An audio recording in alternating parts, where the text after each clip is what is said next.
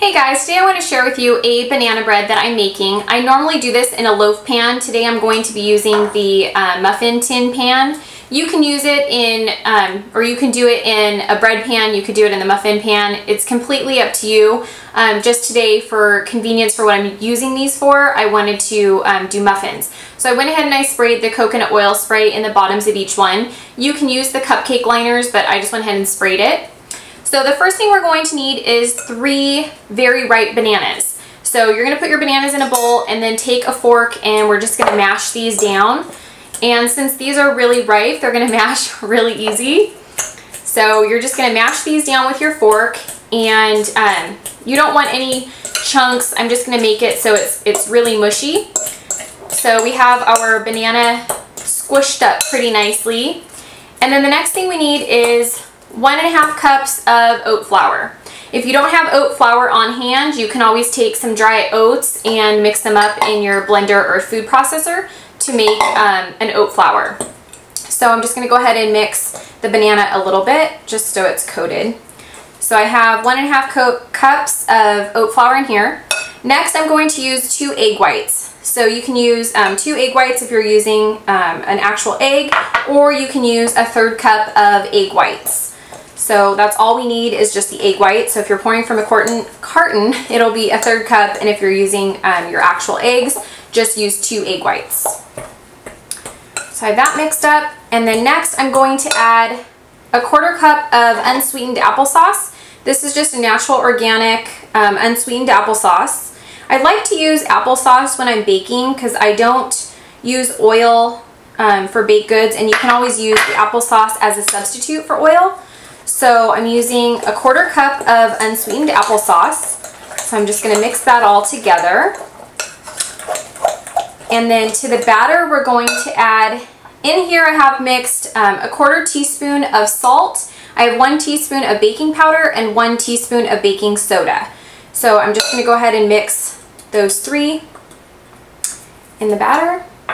And as you add each one, you can just kind of give it a stir. At the very end, we're going to mix everything together, but just to combine it. And then we're going to add a 1/4 cup of stevia.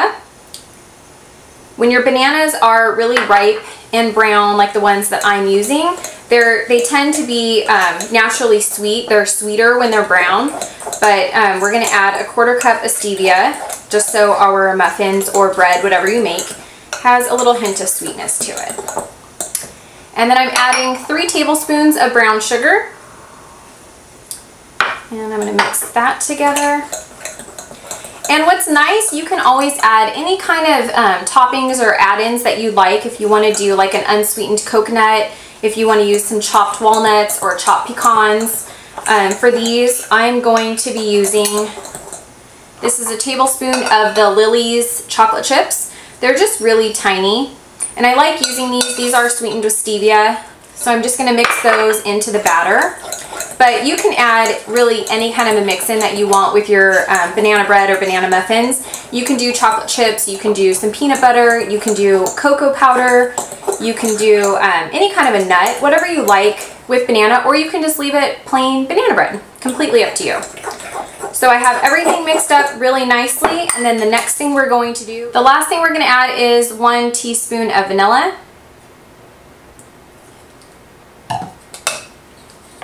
And then we're just going to mix that all together. We're going to go ahead and mix this, and then I'm going to go ahead and spoon it into the muffin tin. Like so. Okay, so I have all of the batter inside of our muffin tins, and I have a little bit of cinnamon. I'm going to use this as a topping on each muffin. You can use the cinnamon and mix it into the batter, or you can use it as a topping on top of the muffin. It's completely up to you. I've done it both ways. I've done it where I put the cinnamon into my batter, so I mix it all together. And this time I'm just going to use it on top as like just kind of that extra hint of cinnamon goodness. So I'm just going to sprinkle this on top, but like I said, you can use it inside the mixture, or you can use it as your topping. Completely up to you. And then next we're going to put it in the oven at 350 degrees for about 15-20 minutes. I'm just taking my fork and I'm kind of swirling this into the muffin, and I'm doing this just so it's kind of spread out. So I want a little bit as my topping, but I want the cinnamon to be inside of my muffin as well. So I'm just taking my fork and I'm just kind of swirling it around so all the cinnamon gets in there, and then I'm gonna go ahead and put these in the oven next. Okay guys, our banana chocolate chip muffins are out of the oven. I baked them at 350 degrees for exactly 15 minutes, and it made 12 muffins. You can always use, like I said, the bread pan, or you can use mini muffins if you want smaller ones. And I did overfill some of them to have bigger muffins. I wanted them to kind of pop up on the tops. So they just smell so delicious. I wish you guys could smell them.